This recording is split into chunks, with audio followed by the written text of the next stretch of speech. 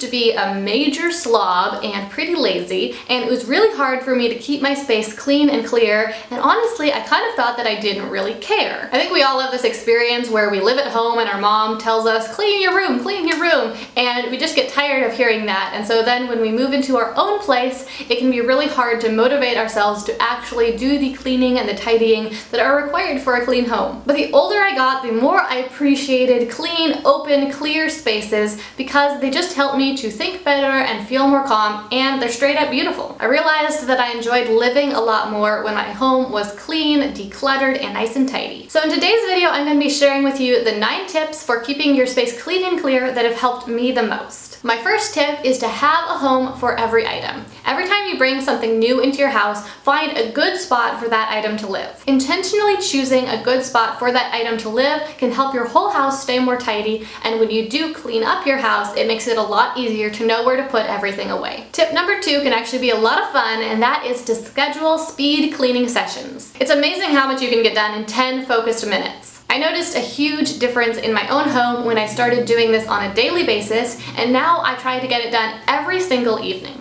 It definitely works the best if you set a timer for 10 minutes. It helps you stay a lot more focused, and it helps the time go by really quickly. At the end of 10 minutes, you'll be surprised how much cleaner your house looks, and over time, this will make a big difference in how clean your house stays. Tip number 3 is to have a regular chore routine. I found it incredibly overwhelming when I would wait until things got dirty, until my bathroom looked gross or my kitchen was messy, and then I had to clean those things up. It's just not fun to clean a messy house. Instead, I decided to schedule a certain day every single week that I would do a specific chore. So, for example, on Monday, I put away the laundry. On Tuesday, I clean the kitchen. On Wednesday, I clean the bathroom, and so on. Because I schedule these tasks every single week, they take a lot less time and they're a lot more enjoyable because I'm getting to clean in a space that isn't a disaster. It also means that I'm never putting off these tasks and practicing procrastinating. Instead, I just know that when Wednesday rolls around, that's the day that I clean the bathroom, so I just do it. I don't have to try to convince myself to do it because I've already decided ahead of time that that is what I do on Wednesdays.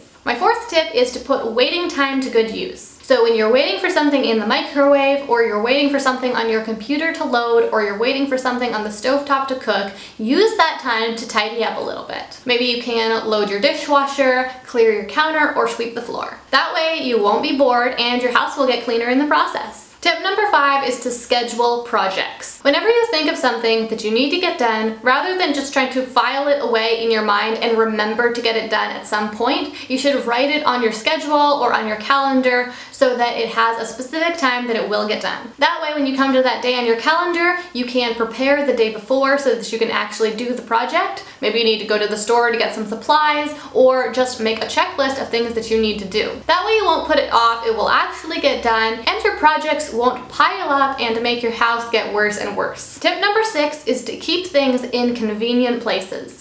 So whenever you decide where you're going to store something, make sure that you keep it in a place that it's really easy to put it away. I mean, think about it. This is why we keep books vertically on shelves instead of just all stacked up on top of each other. If you keep your books all stacked up, then when you want to put one away in the right spot, you would have to like move all the books and put it in the right spot and put them back. That would be way too much work, so if you stored your books that way, they would not stay organized at all. Instead, we keep them vertically on a shelf so that they can stay organized, and whenever we're done with the book, we can just pop it back in the right spot on the shelf. But use this principle for everything else that you're storing in your house. For your clothes, instead of piling them all on top of each other in the drawers, it can be a lot easier to put them away and to find what you want if you store them vertically in the drawers. If it's a small kitchen appliance that you use a lot, instead of storing it on the highest shelf in your kitchen cupboards where it is a big hassle to put it away, put it in a convenient cupboard in the bottom so that you can just pop it back in the cupboard every time you're done using it. That way you won't be tempted to leave it on the counter. Tip number 7 is to always be decluttering. As we go through living life, we all slowly collect things, whether it's because we are shopping and finding new things that we enjoy, or people are giving us stuff, or we just get tired of the old stuff that we have and it's not serving us any longer. So always be on the lookout for things that you don't need anymore, things that you're not using, things that are just taking up space and cluttering up your home. Tip number 8 is to schedule decluttering into your weekly chore routine. So for me, I really enjoy decluttering. I just find that it really freshens up my space and helps it to become a lot more clean and clear. So I particularly enjoy doing it, and I schedule it on Saturdays. I don't try to declutter my whole house on Saturdays. I just pick one specific area that maybe I haven't gotten to for a little while. Maybe it's my shoes or the back of my closet